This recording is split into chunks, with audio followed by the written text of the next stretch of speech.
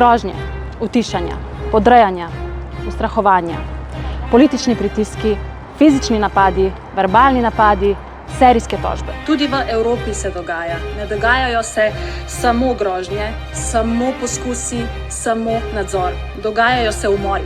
Govorim seveda o medijih in naštevam težave, ki ne sestavljajo žalostne slike medijske krajine nekje daleč, ampak opisujejo položaj medijske krajine, ki je zaskrbljujoč marsikje po Evropi. Ko je pred 8 leti tedaj vladajoča stranka Zakon in pravičnost prevzela javne medije, so novinarji dobili sezname prepovedanih tem in gostov, ki jih smejo vabiti tudi na poljski tiskovni agenciji. Tudi drugih še bolj tragičnih dokazov, da so mediji in svoboda tiska v Evropski uniji na udaru, v zadnjih letih žal ne manjka. V najbolj grozljivi obliki smo to videli pri umorih novinarjev Jana Kuciaka ali Dafne Caruana Galicije. Zato namreč gre za zlorabe moči pri utišanju novinarjev, podrejanju ali političnih prevzemih medijev za manipulacijo javnosti. Dejstvo je, da je Evropska unija področju medijev ves čas namenjala premalo pozornosti. Skrajni čas je bil, da se ustvarijo zakonske varovalke. Z aktom o svobodi medijev končno dobivamo zakon na ravni celotne unije. Zakonodaja je nastala tudi zaradi političnega podrejanja javnih medijev v času prejšnje vlade. I will not hide that the situation in Slovenia, especially what we saw in the past, the difficulties in financing of the Slovenian press agency and some other issues also caused that we started to think about having some legally binding rules which will apply across all the EU member states. Svobodo medijev je v času prejšnje vlade ogrožalo prav tisto, kar bi jo moralo varovati – politika. Toda zakaj bi se nek predsednik vlade sploh vedel tako? Odgovor je enak kot pri vseh avtoritarnih voditeljih, ker se poskuša znebiti vsakršnega nadzora.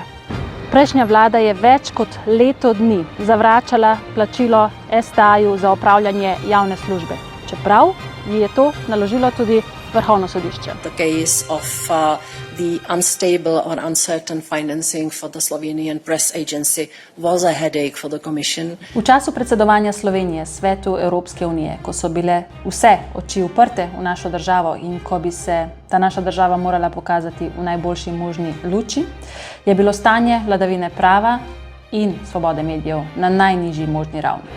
Na udaru Janeza Janše nista bili samo Slovenska tiskovna agencija ali RTV, temveč tudi marsikateri drug novinarka ali novinar.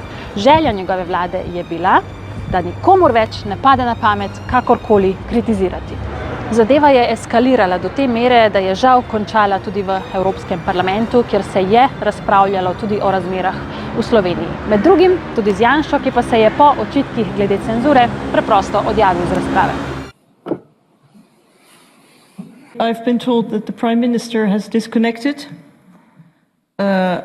so I take it that the session was not to his liking. Predsednik SDS-a vojne z mediji pri nas ni dobil.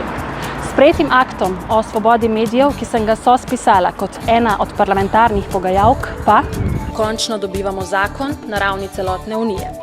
Vmešavanje lastnikov v uredniške odločitve prepovedano. Vmešavanje politike prepovedano. Transparentnost 100-odstotna pri lastništvu medijev, pri državnem financiranju medijev. Vse to bo moralo biti razkrito javnosti.